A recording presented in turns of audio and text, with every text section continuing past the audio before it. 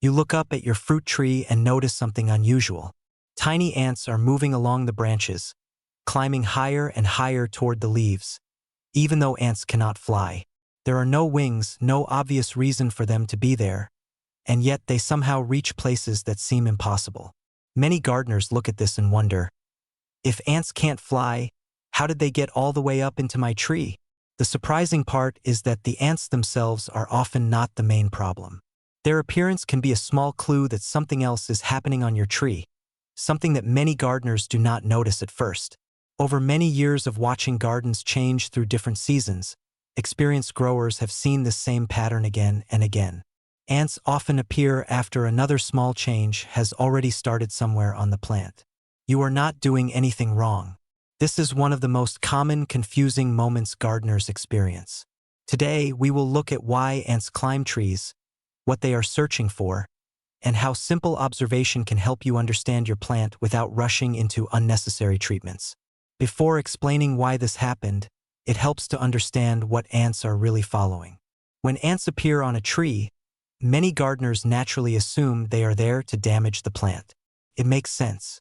We see insects on a plant, and we often think those insects must be eating the leaves or harming the tree directly. But ants are usually not interested in the leaves themselves.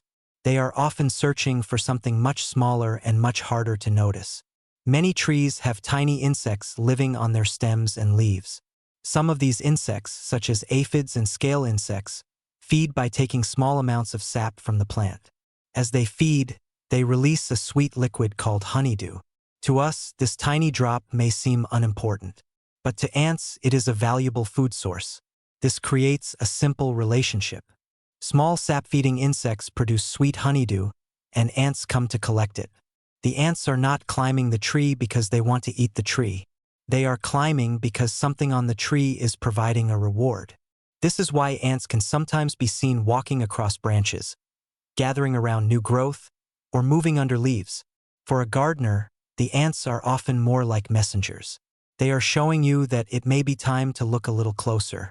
A common mistake is to focus only on removing the ants. But if the reason they arrived is still there, they may simply return. The better first step is curiosity. Ask yourself, what are these ants finding? Nature often works through small connections that are easy to miss. One of the most interesting examples is the relationship between ants and tiny sap-feeding insects. It may seem strange, but ants sometimes protect insects like aphids because those insects provide a steady supply of honeydew. In a way, the ants are caring for a food source. This can create an unexpected situation in your garden. The ants may actually discourage helpful insects, such as ladybugs, from visiting the tree because those helpful insects feed on aphids. So while the ants may not be directly hurting the tree, their presence can allow other small pests to stay longer than they normally would. Over time, the tree may begin showing signs. You might notice leaves that feel sticky. You may see leaves curling in unusual ways. New growth may look weaker than normal. Some leaves may begin turning yellow even though the tree is receiving water and sunlight. These changes do not always mean something serious is happening. Gardens naturally have ups and downs. But when several signs appear together, they can tell a story. The ants climbing your tree are not the whole story. They are only one part of the picture. The real question is not, how did ants get there? Ants are actually very good climbers. They can travel across rough tree bark, small branches, fences, and nearby plants. A tree gives them many natural pathways upward. The more useful question is, what attracted them there in the first place? This change in thinking can make gardening much easier. Instead of immediately fighting every insect you see, you begin looking for patterns. You notice where the ants are traveling. You check the leaves nearby. You observe whether the tree looks healthy or stressed. A calm gardener learns that every visitor in the garden has a reason for being there. Sometimes the reason is harmful. Sometimes it is harmless. The important skill is learning the difference. This is especially helpful for senior gardeners because gardening does not need to become a daily battle. Small observations at the right time can prevent bigger problems later. You do not need expensive tools or complicated routines to understand what is happening on your tree. A few minutes of careful checking can reveal a lot. Start by looking under the leaves. Many small insects hide on the underside because it protects them from sunlight and weather. Then check the young shoots and new branches. New growth is often softer and easier for sap-feeding insects to use. Look closely around branch joints and areas where leaves connect to stems. These small spaces can sometimes hide clusters of tiny insects. You can also gently touch the leaves. If they feel unusually sticky, that may be a sign that honeydew is present. Pay attention to leaf shape as well. Curling, unusual coloring, or weak new growth can provide helpful clues. You do not need to inspect every single leaf on the tree. A simple weekly observation is often enough to notice changes before they become difficult. The goal is not to worry more. The goal is to understand more. Every garden is different. This is why one person's tree may have ants while another person's nearby tree does not. Climate plays a large role in insect activity. In warmer weather, many insects become more active because their life cycles speed up. In areas with mild winters, some pests may survive longer because cold temperatures do not reduce their numbers as much. Shade and moisture can also influence what happens in your garden. A tree growing in a cooler, shaded area may experience different insect activity compared with a tree growing in full sun. Even the type of tree matters. Different plants attract different insects, and some varieties are naturally more attractive to certain garden visitors. This is why comparing your garden with your neighbor's garden can sometimes create unnecessary worry. If your tree has ants and theirs does not, it does not mean you failed.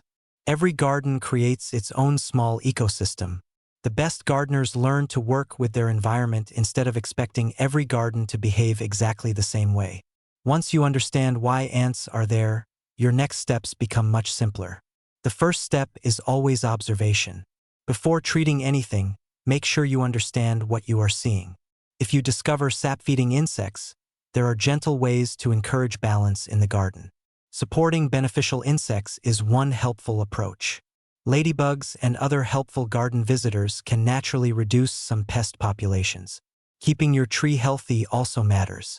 Proper watering, good soil care, and removing damaged plant material can help the tree stay stronger.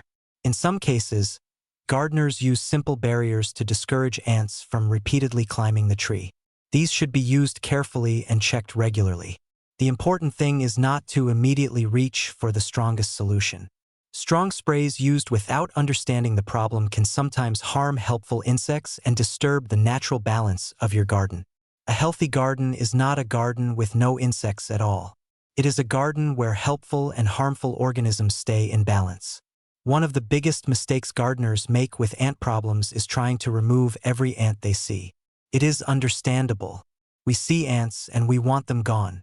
But removing ants without understanding why they appeared is like cleaning up water without finding the source of the leak.